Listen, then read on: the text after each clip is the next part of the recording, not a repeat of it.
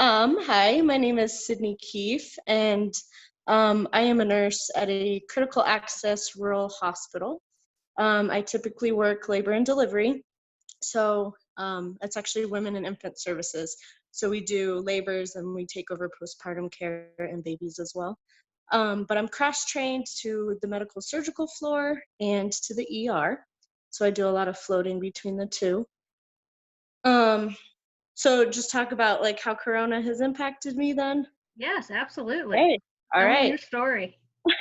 So my story, I am actually currently pregnant. So I'm 32 weeks as of yesterday. Um, at about, oh, how many weeks was I? Probably about 30 weeks, 31 weeks. I did take a leave from nursing. Um, it was a very difficult decision for me. I had some complications kind of come up with my pregnancy, and then that mixed in with the stresses of COVID kind of pushed me to take a personal leave. Mhm. Um, Before I left, we were kind of starting to see the peak in our corona cases, and I had a doctor's note to not take COVID patients, but was told that that would not be able to be accommodated just because of the facility I work at. Um, and we have a lot of difficulty staffing as it is because we are a rural hospital. So Mhm. I do understand how it would be difficult to accommodate. However, that was very frustrating for me because I still wanted to help in any way I can, whether that was taking care of healthy patients, or working behind the scenes, those kinds of things. But I wasn't able to do so. So my option was to either take COVID positive patients, or to take a personal leave. Mhm. So after probably about, it almost took me probably 2 weeks to decide.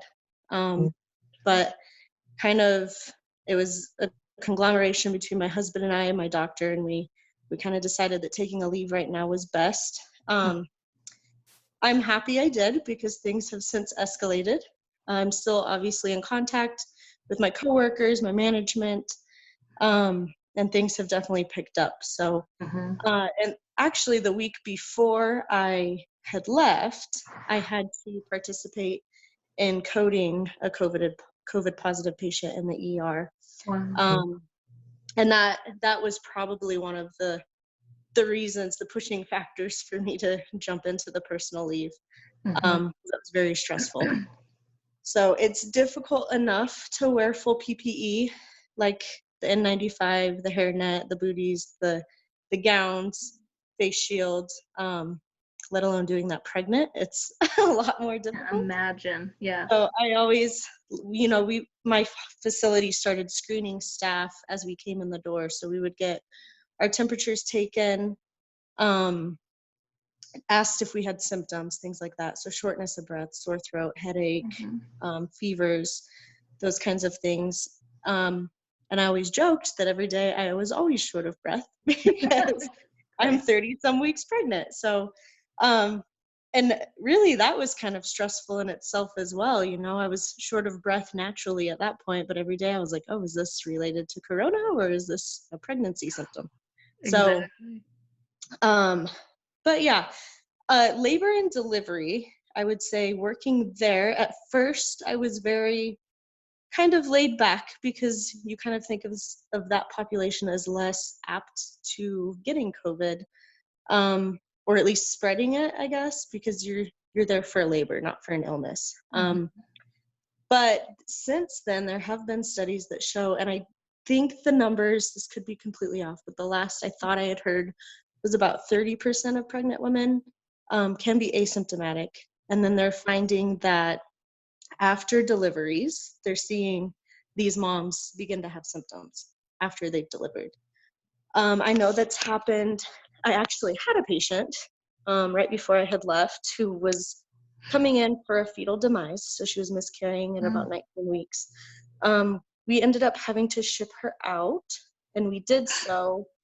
And the next day she tested positive for corona. So unfortunately, that was my first exposure. Uh-huh. Unfortunately, we found out we had been exposed at that point, and that was a hard week for me. just I'm because, sure. yeah. And actually that was the same week I kind of found out I had polyhydramnios, so high levels of amniotic fluid. Mm-hmm. All within the same week I found out that information. So it was a very, very emotional week for me. But I did my 14 days of symptom management or checking for symptoms, and Mm-hmm. luckily I was good. So Good. um, the other piece I would say that's difficult, especially for nurses, that I found is you're constantly worried about your family, so you're Right. at the hospital, you're taking care of these people. My husband is an asthmatic and has always been, and he has pretty severe asthma. And then I have a Mm-hmm. 2-year-old son. So just kind of thinking about those two and coming home to that, especially after that exposure. And no one has answers, which is understandable, but also very frustrating.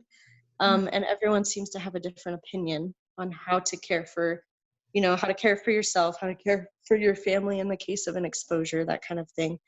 Um, and so there's not really guidelines, I guess, of, I've been exposed, what do I do now, sort of Right. situation. And I don't know different hospital systems. But at the time, and I don't know if it's changed since, but at the time, our management was told not to disclose exposures to us.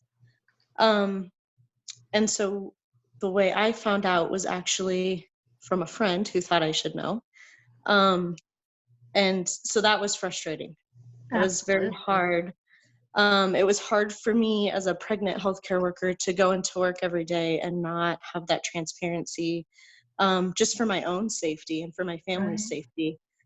I think that has changed since, because there was some very unhappy nurses, Right. as you would imagine.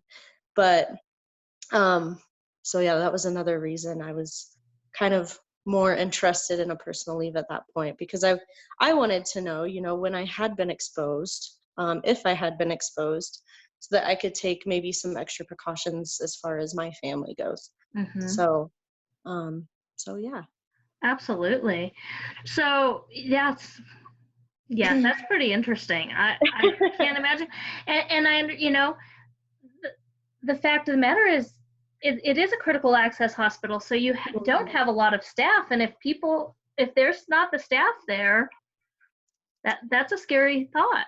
Yes. We've been, I think, since then, we've been pretty lucky, actually.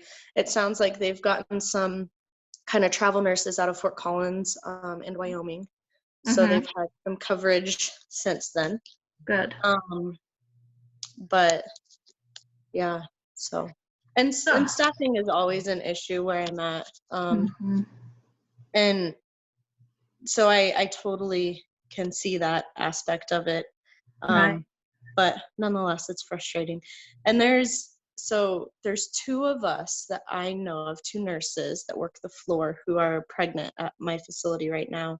Mm-hmm. Um, and we kind of, between the two of us, came to the conclusion that if we were going to kind of protect ourselves, we would have to stand up for ourselves. And that was hard. That was hard for me to do, Mm-hmm. actually. You always do that for your patients. But I don't think I've ever really done that for myself in that kind of No. situation. So Nurses that was aren't good hard. at doing that. Nurses No, aren't good at no. advocating for Yes. themselves. Yeah. So that was new for me. Uh, But I think it turned out pretty well so far. So Good. Good. yeah. So when you did, I'm just curious how the process went when you had to help code the patient. Mm-hmm. Was it? Did you have the protective equipment? How did that work? Yeah.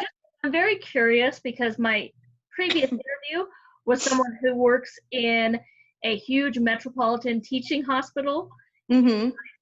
in Georgia, and so it's really interesting to hear the comparisons of, okay, what did she go through, and I'm just curious in the critical access what it was like. Yeah. Actually, I would say our facility had up until I had left, which was 2 weeks ago, or a week and a half ago, actually. Um, we were doing fine as far as PPE. We were still being very sparing with it.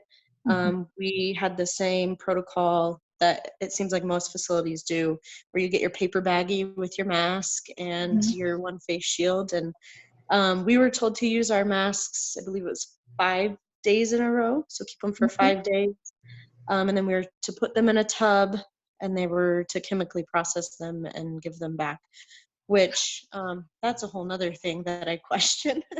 But yeah, I just think of chemicals on your face mask that's on your face for 12 hours a day. That doesn't seem safe. Right.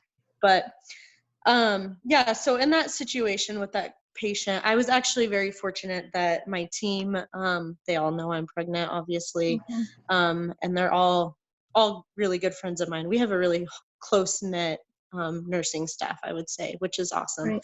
Right. But they kept me out of the room. I was more the runner. I manned the code cart from out of the room, Mhm. because in that situation, we try not to take things into the room if we don't absolutely need them. So I was kind of Right. the person at the door throwing Okay. things in. um, Right. so so I was fortunate for that, but I still wore full PPE. I wore the gown, the face shield, my N95, gloves, and I was at the door. Everyone inside also wore full PPE as well. Uh-huh. And then those who were not fitted for an N95 or failed N95 testing had the PAPRs. Okay. So, which is Good. the full garb with the Right. respirator in it.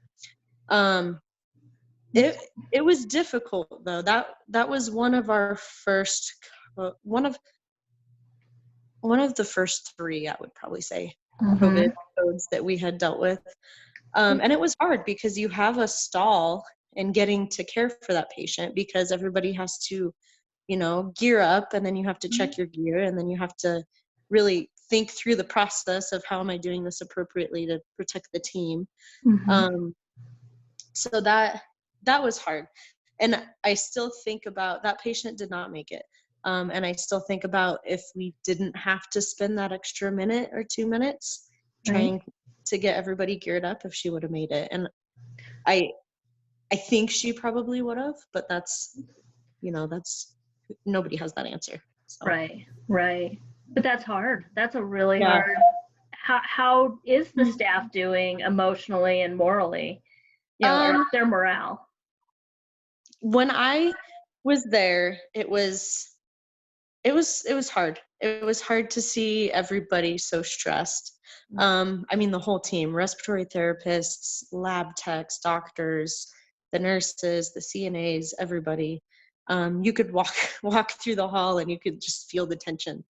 Right. Um, and that was really before our peak. So, and I've talked to a lot of my coworkers since then, and I mean, things have picked up, and it's really, they opened up a whole new wing. So like there's a COVID wing, Mhm. um, but things are still changing every day as far as protocols and what, how we treat these people and how we do things. And so I think I would say that everybody's still pretty stressed. Mhm. There's we have a small community, so I think there's been a lot of community support.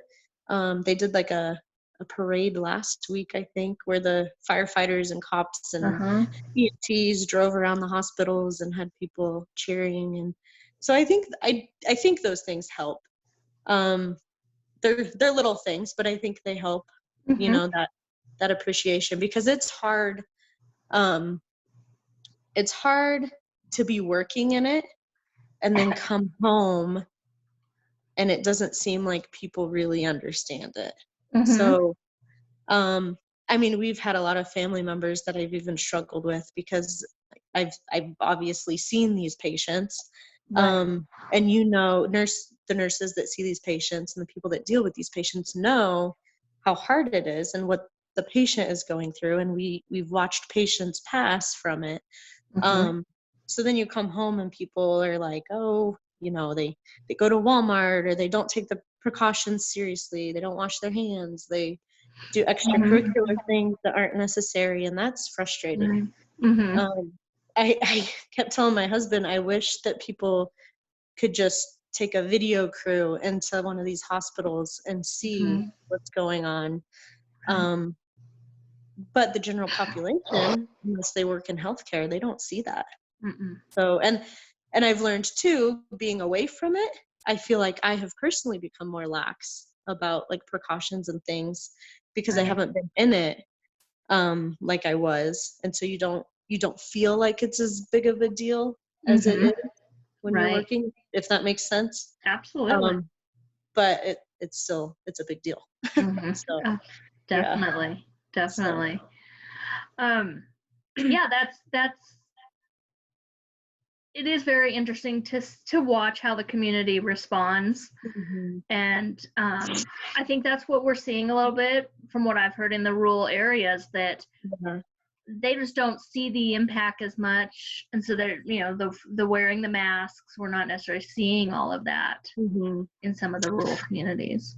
Yeah, I don't know. I do know that some of the nurses we got are also from rural facilities. Okay. Um, and they didn't have the cases, so they were transferred to our facility. Okay. There's a couple I mean, we have some nursing homes that have been hit pretty hard at this Right. point. We have some um, like different companies and things that have a lot of large employee staff. Mm-hmm. Um, and they've been hit. One of the prisons out here has a large number of Right. cases. And so all of those people go to our hospital, and our hospital was originally a 15-bed facility. Our COVID plan, they were going to double that bed size. Oh, okay. So, and I don't know I mean, obviously I've stepped out since we peaked. Right. Um, so I don't know what that's looking like at this point, but I imagine that they're pretty overloaded. I do get the texts every day for staff to come in and help. So I know that they must be slammed if they're Mm-hmm. reaching out for people. Right. But yeah, so I think it is hit or miss. There are some rural facilities that have missed it, and Mm-hmm. some are being hit pretty hard. Mm-hmm. It, and it's interesting too because we do have some staff members, more like the ancillary staff or the people that don't need backfilled as far as like RN staffing, Right. that have been furloughed or taken voluntary leaves just because of finance issues. I mean, hospitals are losing a lot of money Exactly. from this just because of surgeries are canceled and we don't have our typical patient load. So Mm-hmm. um, so I mean it's a very fine line, and I was reading that they're concerned that some of the rural facilities won't make it financially. Mm-hmm. So it'll be interesting to see what happens. It definitely is a scary proposition to think that that rural hospitals, critical access to right now struggle, before COVID Mhm. struggled to make Yeah. it. And so it'll Yeah. definitely be interesting. So that kind of leads me to, what do you think is going to change in healthcare related to this pandemic? I think that, and we kind of did it already, but not to this extent, but I think that telehealth will be huge. Mm-hmm. Um, I think that that will be a new way to reach people as far as healthcare. And I think that they'll use that more often. I'm hoping that there's better disaster planning that comes out of this. Right. Um, and we have kind of better guidelines as far as what to do in these situations. Because I mean, well, I I think about this coming back around in a year, Mm-hmm. like the flu. So I mean, it's definitely not over. So hopefully we can find more answers as far as disaster planning and um, proper PPE. That's one thing that I've been frustrated with is the WHO and CDC and different hospital facilities all seem to have a different opinion on, the protocols and the Mm-hmm. proper PPE. And that was what I struggled with a lot. I would always come home and tell my husband, if somebody told me, Sydney, you're pregnant, but if you wear a PAPR and a gown and gloves and wash your hands, that kind of thing, you will be Mm-hmm. fine. And that's that. There isn't question. I would still probably be working, but it's the fact that that changed every week. Right. So one week we were told to wear surgical masks, the next week we're wearing N95s all the time. Mm-hmm. So that's scary. But so I hope the outcome is really better planning, I guess. Mm-hmm. Better planning so that healthcare workers can be prepared. And I also hope that people understand what healthcare workers actually do. Um, I think that before this, you're a nurse, and people say, "Oh, you're a nurse. You bring people medicines. You fluff their pillow. You bring them fresh water, like those kinds of things." But we do a lot and we see a lot, and I think that I hope that people realize that hospitals aren't um, always the best place to work at, I guess. It's not always sunshine and roses. So Exactly. yeah, Yeah. so Had you known what you know now, do you think you would have still gotten into healthcare? yeah, probably. And I mean, I I struggle with too. If I was not pregnant right now, I would still be working. Mm-hmm. I mean, there wouldn't be a reason for me not to. It's the unknowns that have got me to where I'm at as far as taking the leave. Mm-hmm. Um, so, but yeah, I mean, healthcare. I don't know what I would do if I didn't work in healthcare. Um, I really enjoy it. I really enjoy taking care of people. So, Mm-hmm. um, and I'm lucky where I work that I get to take care of the whole gamut of populations. From the ER to med surge to new moms and babies. Right. It's actually one of my most favorite things about working at a rural facility because I get to do that. So Mm-hmm. yeah. Yeah, but that's interesting in the comparison to some of the metro area where we're having, full units being closed. And you mentioned a few being furloughed, but at these critical access, you wear multiple hats. So you are cross-trained for so many areas. Mhm. Yeah, I think it's fun. Mm-hmm. Yeah. So, yeah. What in your education do you think could have prepared you for this? Is there anything as you became a nurse, what could have helped you? Mhm. Hmm. I don't know. I don't know that we can fully prepare for something like this just because it's unknown and you don't know when these things are going to happen. Um, you don't know how they're going to affect people. Um, I would say this is probably a super cliche answer, but I would say that we should teach nurses to advocate for themselves more than we do. Mm-hmm. Um, and that doesn't mean, like going on strike. That doesn't mean asking for more than you need. Just in like the sense of safety, support, those kinds of things. I think it's important that nurses advocate for themselves. I have been a nurse now for not very long, almost 4 years, I think, 3.5-ish. Um, but my other coworker who is pregnant is just about a year out of nursing school. Okay. And she really, I could tell she really kind of relied on me to see what I did as far as being pregnant and taking a leave. And she messaged me daily how I was doing things and how she could get the same leave. And so I helped her out, but it kind of made me realize that, she is at a point in her career where she may not have even done that if I hadn't done it first. Right. And that's sad to me because she's in the same boat I am. She has a baby that she needs to protect and kind of put before her job and herself at this point. Right. So I Right. would say learning to teach nurses to advocate not only for their patients but for themselves. So, Huge. Absolutely. yeah, and that's one thing Monica kind of pushed me pushed me Uh-huh. to do. So it was good talking to her about that because yeah, like I said earlier, that was hard. That was a hard realization for me. Mm-hmm. Absolutely. Absolutely. When you have something that you're calling in your career and something you love, it's hard to Mm-hmm. make that decision. Yeah, and you feel bad not being there to help your coworkers. Right. You feel bad not being there to help the patients. Mm-hmm. So it's a really hard spot to be in. But Mm-hmm.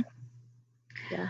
So a little more personal, how do you feel about being pregnant and COVID and really due to deliver in what, about a month? Uh, well, actually, that's interesting. So that's a good question. I saw my OB yesterday, and she is one of the doctors I work with, actually. Um, and our health system is, I think she said within the next week, going to start testing staff for antibodies. So Okay. they're going to do some IgG testing for the COVID antibodies. Um, and I don't know that it's mandatory or not, but Mm-hmm. she said that I'd probably get a phone call or whatever to get set up for antibody testing. And I asked her, if I come positive, does that mean I get separated from my baby at delivery? Right. Um, so she didn't have a great answer, but I do know that our facility right now is allowing fathers in for Okay. deliveries. So you get one support person, and they can stay the whole time. Mm-hmm. That person can't leave the hospital for the stay, but they can be there, which is Okay. huge, because there are some facilities that aren't even allowing that I've heard Right. of.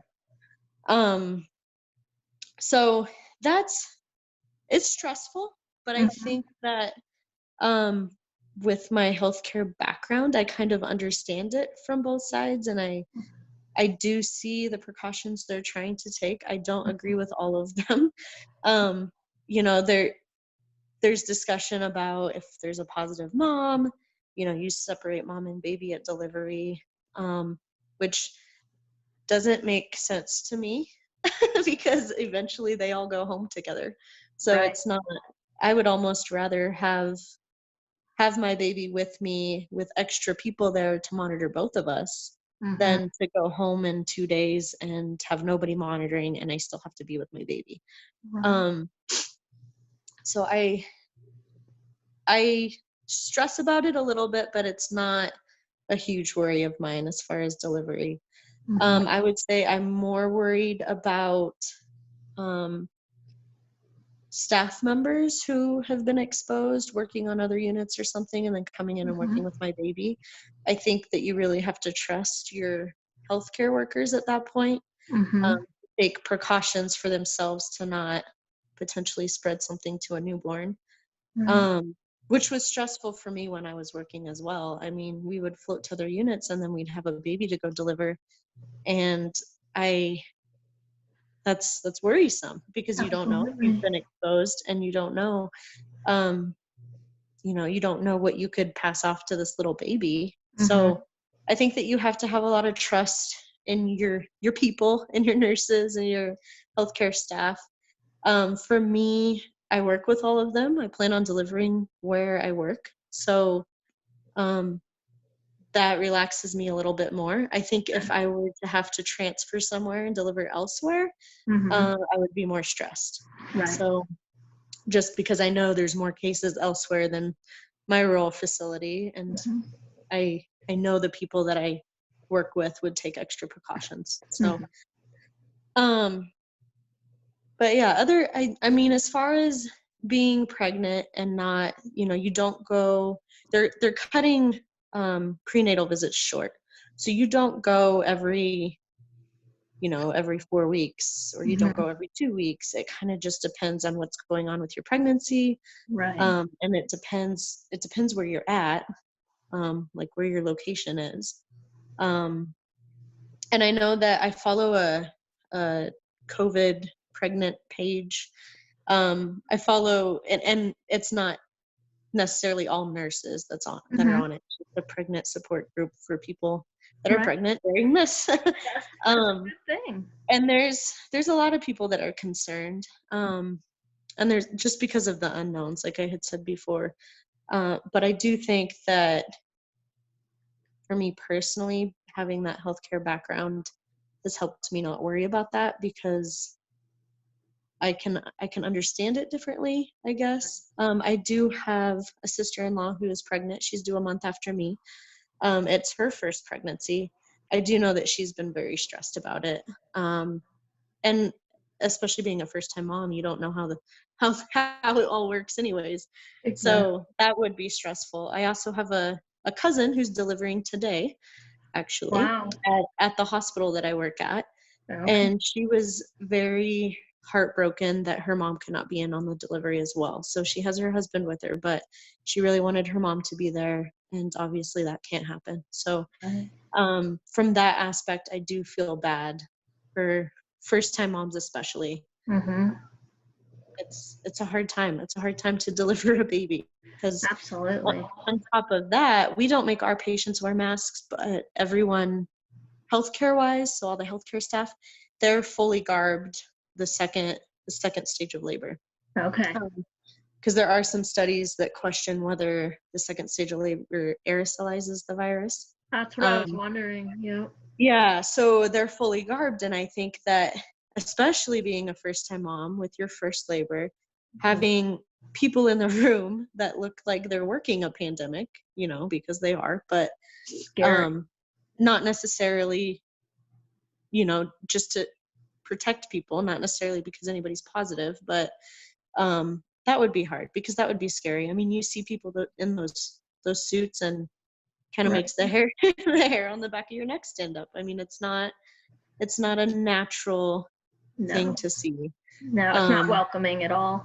yeah, and if you walk off the street with your first labor into a hospital and see that, I could totally understand how that would be Mm-hmm. disconcerting. So, Right. um, so I think that's hard for Mm-hmm. people. Sure. So, Sure. and my cousin who's delivering today, she actually stayed home as long as she could because she wanted her mom with her. And Uh-huh. so, it actually, I think it worked out pretty well for her. But she definitely was sad when they kind of had to split and she had to go into the hospital. So, Right. but Makes me wonder if there's going to be an increase in any kind of home births during yeah, this time. I I don't know. think that's another thing I've been frustrated with as far as the kind of the data coming out of uh, like labor, like ACOG and things like Hmm. that, is I feel like the guidelines are so vague for what pregnant women should do. Right. Um, and the wording on things I've noticed is very tricky. So it's, for example, I had a note to not take care of COVID patients from my OB. Um, and my hospital's policy was that pregnant women should not care for COVID patients whenever possible. Fine print. Mm-hmm. And so I was told it was not possible. But it's things like that I have seen. And I mean, ACOG does it, the CDC does it, WHO does it. They all have very vague wording, Right. um, almost to not hold themselves responsible, which, Exactly. which just sucks, really. I mean, that sucks for everybody. We need guidelines, we need safety. Um, and so I think that's hard for pregnant women too, because people are getting different bits of data that change every day, and then at that Right. point you kind of lose trust in the system, which is frustrating. Mm-hmm. So yeah, I mean, Yeah, definitely. yeah. It makes me, yeah, and I do wonder, and what are your thoughts too? Do you think we'll have an increase in people getting into healthcare, or do you think this has scared away some people? Oh, I don't know. That's I really don't know.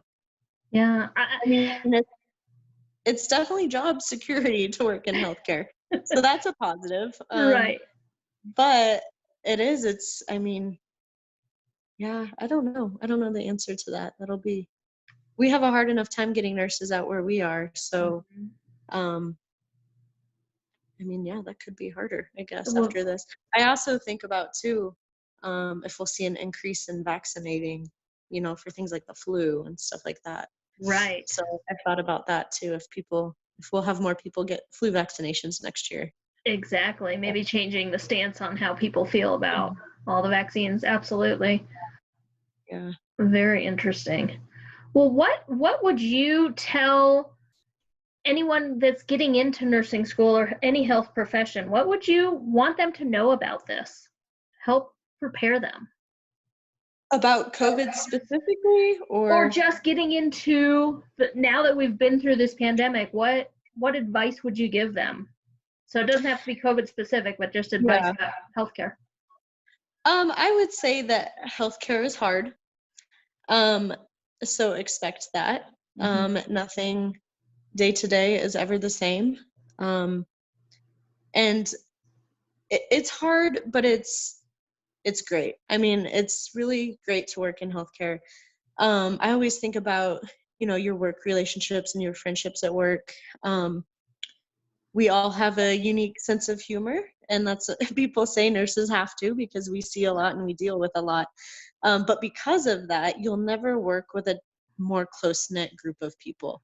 I mean, you all feel the same emotions, you go through the same things. So I would say to new nurses or people in school, really kind of find your group within your career and stick to that group, because that's where you're going to find your biggest supporters.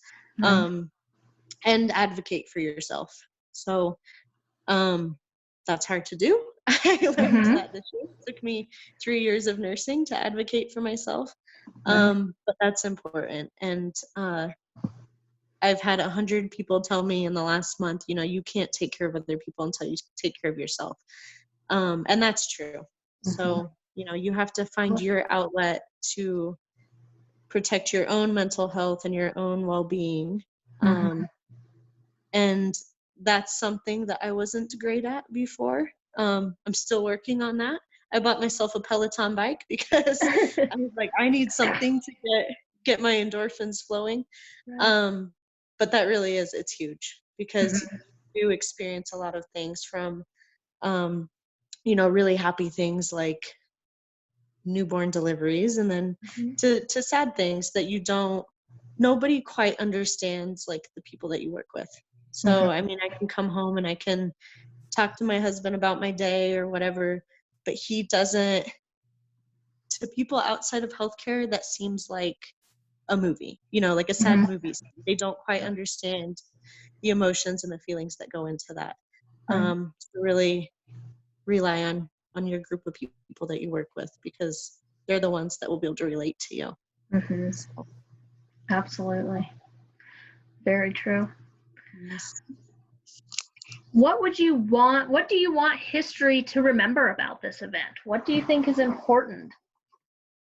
I think going forward, it's important for really the general public. I think that, or I hope that the general public understands the importance of, good hygiene and cleanliness, and ways to protect yourselves and others from getting sick. So even down to simple things like the cold, don't go to the grocery store if you're going to be hacking all over stuff, or you have a fever. Don't go to work. Don't send your kid to school. Those Right. kinds of things. I really think that people may understand that better now. I also learned that I don't think the general population totally understands how bacteria and viruses spread. I think that never occurred to me, honestly. That never occurred to me that people didn't know, what cross contamination was, or if I touch something and then go touch something else, I could have just given this elderly woman the flu. Right. I don't think people understood that, and I think that that's better understood now, although there's still a lack. There'll always be. Right. But I think that's better understood, and I would like to see that kind of improve as far as general cleanliness. And then the preparedness, I think that'll be huge going forward. As far as healthcare preparedness, population preparedness, things like that, on how to protect ourselves from these things in the future. Right. Yeah. Excellent. Well, Sydney, thank you so much. Yeah. This has been absolutely wonderful, and I truly appreciate you taking the time. Yeah. Thanks for having me. Yes.